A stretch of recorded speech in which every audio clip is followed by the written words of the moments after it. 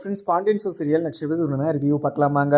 இங்கே மீனாவும் கோமதி வீட்டுக்கு போய் அத்தைக்கிட்ட நம்ம பேசியே ஆகணும் அப்படின்னு சொல்லிட்டு மீனாவும் வீட்டில் இருந்து ஆஃபீஸுக்கு போகிற வழியே அப்படின்னு நம்ம பார்த்துட்டு போயிடலாம் அப்படின்னு சொல்லிட்டு இங்கே கோமதி வீட்டுக்குமே வந்துடுறாங்க. கோமதி வீட்டுக்கு வந்ததும் இங்கே அத்தை எங்கே இருக்கீங்க அப்படின்னு சொல்லிட்டு உள்ள நுழையுமே இங்கே கோமதியை கூட்டுக்கிட்டே வந்துடுறாங்க மீனாவும். உடனே கோமதியும் கீழே விழுந்தது தெரியாமல் அங்கே மீனாவும் அத்தை அத்தைன்னு சொல்லிட்டு கூப்பிட்டுக்கிட்டே இருக்காங்க. ஆனால் மீனாக்கு என்ன கொஞ்சம் சந்தேகமாக இருக்குது, அத்தை எங்கன்னா வெளியில் போயிட்டாங்களா, இல்லை என்ன பண்ணிக்கிட்டு இருக்காங்க, இல்லை சமையல் ரூம் தான் இருப்பாங்க அப்படின்னு சொல்லிட்டு இங்கே மீனாவும் சமையல் ரூமுக்கு போகிறாங்க. ஆனால் அங்கே கோமதியை பார்த்தா கீழே விழுந்து கிடக்கிறாங்க. இங்கே இதை பார்த்த இங்கே மீனாக்கு ரொம்பவே பதட்டமாக ஆகிடுது. அத்தை என்னாச்சு, அத்தை என்னாச்சு உங்களுக்கு, என்னாச்சு அத்தை அப்படின்னு சொல்லிட்டு அங்கே இருந்த தண்ணி பாட்டிலை எடுத்து தண்ணியுமே தெளிக்கிறாங்க. ஆனால் இங்கே கோமதி முழிச்சு வந்து உக்காந்ததும் இங்கே மீனாவும் கேட்குறாங்க, அத்தை என்னாச்சு அத்தை, எதுக்காக இங்கே படுத்துட்டு இருக்கீங்க அப்படின்னு சொல்லிட்டு இங்கே மீனா கேட்குறாங்க. அதுக்கப்புறம் என்ன இங்கே கோமதியும் அது இல்லை மீனா, இன்னைக்கு மாத்திரை போகிறதுக்கு நான் மறந்துட்டேன், அதனால தான் நான் மயக்கம் போட்டு கீழே விழுந்துட்டேன். நான் மயக்கம் போட்டு கீழே வரும்போது இங்கே அவரு இங்கே தான் இருந்தார், ஆனால் நான் விழுந்ததை பார்த்துட்டு நான் நடிக்கிறேன் அப்படின்னு சொல்லிட்டு அவரு கடைக்கு பேசாமல் கிளம்பி போயிட்டாரு. இது நினைக்கிற போது எனக்கு ரொம்பவே கஷ்டமாக இருக்குது அப்படின்னு சொல்லிட்டு இங்கே கோமதி வந்து மீனா கிட்ட சொல்லி ஃபீல் பண்ணிக்கிட்டு இருக்காங்க. மீனாவும் அத்தை நீங்கள் எதுக்குமே கவலைப்படாதீங்க, நீங்கள் என்ன தப்பு பண்ணீங்க, உங்கள் பையனுக்கு நீங்கள் ஒரு நல்ல ஒரு கல்யாணத்தை பண்ணி வச்சிங்க, நீங்கள் பண்ணி வச்ச கல்யாணம் இங்கே ராஜியும் கதிரும் ரெண்டு பேரும் சேர்ந்து சந்தோஷமாக தான் இருக்காங்க. மாமா தான் இதை புரிஞ்சிக்காமல் உங்ககிட்ட பேசாமல் இருக்காங்க, இதுக்கு ஒரு முடிவு இன்றைக்கி கட்டியே ஆகணும் அப்படின்னு சொல்லிட்டு இங்கே மீனாவும் சொல்லிடுறாங்க. அதுக்கப்புறம் சரிங்கத்த எனக்கு ஆஃபீஸில் நிறைய ஒர்க் இருக்குது, அதனால் நான் ஆஃபீஸுக்கு போயிட்டு நான் ஈவினிங் வரத்த அப்படின்னு சொல்லிட்டு இங்கே மீனாவுமே அங்கேருந்து கிளம்பிடுறாங்க. ஒரு சைடு இங்கே செந்திலும் ரொம்பவே பதட்டமாகவும் மீனா எப்படியோ இந்த பணத்தை என்ன பண்ணணும்னு சொல்லிட்டு நம்மக்கிட்ட நோண்டி கேள்வி கேட்கல, நம்ம எப்படியாவது இந்த பணத்தை மீனா கிட்ட தெரியாமல் மறைச்சி வைக்கணும் அப்படின்னு சொல்லிட்டு இங்கே செந்திலுக்கு ஒரே மைண்டாக இருக்குது. செந்தில் வந்து லஞ்சம் வாங்குறதுக்கு காரணமே மீனா அவங்க அப்பா மட்டும்தான். ஏன்னா இந்த விஷயம் வந்து மீனாக்கு தெரிய வந்துச்சுன்னா மீனா வந்து அவங்க அப்பாவை சும்மாவே விட மாட்டாங்க. ஏன்னா மீனா வந்து ஏற்கனவே சொல்லியிருக்காங்க, உங்கள் வேலையை நீங்கள் கரெக்டாக செய்யணும், அதே மாதிரி அந்த வேலையில் எந்த ஒரு தப்புமே பண்ணக்கூடாது அப்படின்ற விஷயத்த வந்து இங்கே செந்தில்கிட்ட சொல்லியிருப்பாங்க. ஆனால் செந்தில் வந்து மீனா கிட்ட சொல்லாமல் அங்கே வர கிளைண்ட்டுக்கிட்ட லஞ்சம் வாங்கிக்கிட்டு அந்த பணத்தை வந்து பீரோவிலுமே வைக்க வந்தாங்க. அதை மீனாவுமே பார்த்தாங்க. மீனா கிட்ட எப்படியோ ஒரு வழியாக சொல்லி சமாளிச்சுட்டு அங்கே செந்திலும் அந்த பணத்தை அங்கேயே வச்சுட்டு அங்கேருந்து கிளம்பிடுறாங்க.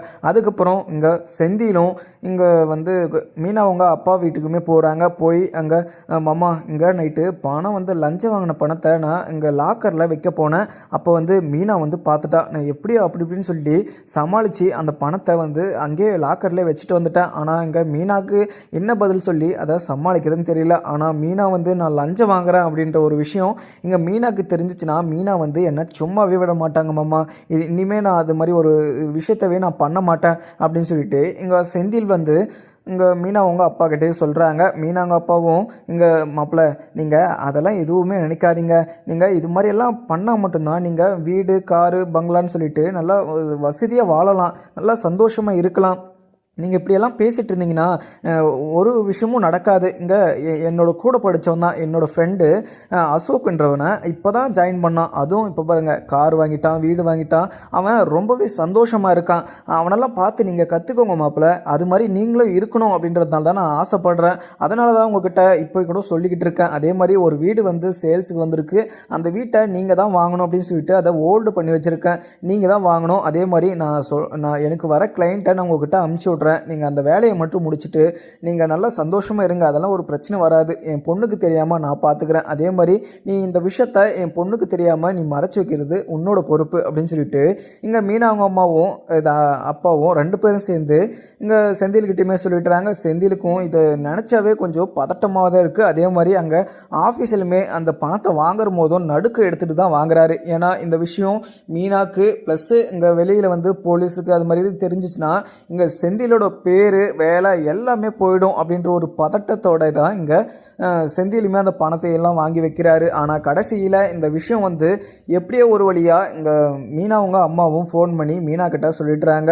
மீனாக்கு இதை கேட்டதும் பயங்கர கோவம். உடனே நம்ம அப்பாவை சும்மாவே விடக்கூடாது, ஏன்னா மாமா வந்து அவர் ஏதோ நார்மலாக தான் இருந்திருப்பார், ஆனால் அப்பா தான் மைண்ட் வாஷ் பண்ணி அவரை வந்து மாற்றி விட்டுட்டார். ஃபஸ்ட்டு அப்பாவுக்கு நான் என்ன பண்ணுறேன் பாருங்க அப்படின்னு சொல்லிட்டு ஆஃபீஸில் இருந்து ஆஃப் டே லீவ் எடுத்துகிட்டு வீட்டுக்குமே போயிடுறாங்க. வீட்டுக்கு போனதும் அவங்க அப்பாவுமே உக்காந்து ஒருத்தர்கிட்ட பேசிக்கிட்டுமே இருக்காங்க. உள்ளே போன மீனா ரொம்பவே கோவமாகவும், அப்பா என்ன பண்ணி வச்சுருக்கீங்க, அவரை நீங்கள் ரொம்பவே கெடுத்து வச்சுருக்கீங்கப்பா, அவர் நல்ல ஒரு ஆஃபீஸராக பேர் வாங்கணும், அவார்டு வாங்கணும் அப்படின்லாம் நான் நினச்சிக்கிட்டு இருக்கேன். ஆனால் நீங்கள் பண்ணி வச்ச வேலைக்கு அவர் எந்த ஒரு அவார்டு வாங்கினாலுமே அது பிரயோஜனமே கிடையாது. ஏன்னா அந்த ஒரு அவார்டுக்கு அவர் தகுதியானவரே கிடையாது. நீங்கள் அப்படி மாற்றி வச்சுருக்கீங்க. அவர் இது மாதிரி பண்ணுற ஆளே கிடையாது.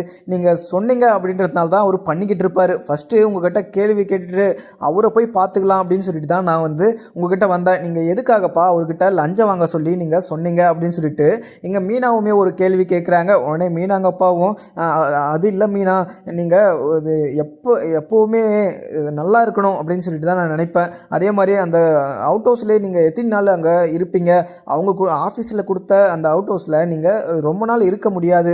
அதே மாதிரி உங்களுக்குன்னு ஒரு வீடு வேணும்ல, அதனால தான் நான் இது மாதிரி பண்ண சொன்னேன். நான் ஏதோ தப்பான ஒரு எண்ணத்துலேயுமே மாப்பிள்ளையை இப்படி ஒரு விஷயத்தில் நான் இறங்க சொல்லலை. அதே மாதிரி கொஞ்சம் செட்டில் ஆகிற வரையும் இது மாதிரி பண்ணால் மட்டும்தான் நம்ம நல்லா சந்தோஷமாக இருக்க முடியும். அதனால தான் நான் இது மாதிரி ஒரு விஷயத்த சொன்னேன். ஆனால் இந்த விஷயம் நீ தப்பாக கூட நினைக்கலாம். ஆனால் வீட்டில் போய் உக்காந்து நீ நல்லாவே யோசிச்சுப்பார், இதுதான் கரெக்டு அப்படின்னு சொல்லிட்டு உனக்கே தோணும் அப்படின்னு சொல்லிட்டு இங்கே மீனா அவங்க அப்பாவுமே மீனா கிட்ட சொல்கிறாங்க. ஆனால் மீனா இதெல்லாம் எதுவுமே ஏற்றுக்காம, அப்பா நீங்கள் என்ன இருந்தாலுமே இப்படி பண்ணது மிகப்பெரிய தப்புப்பா.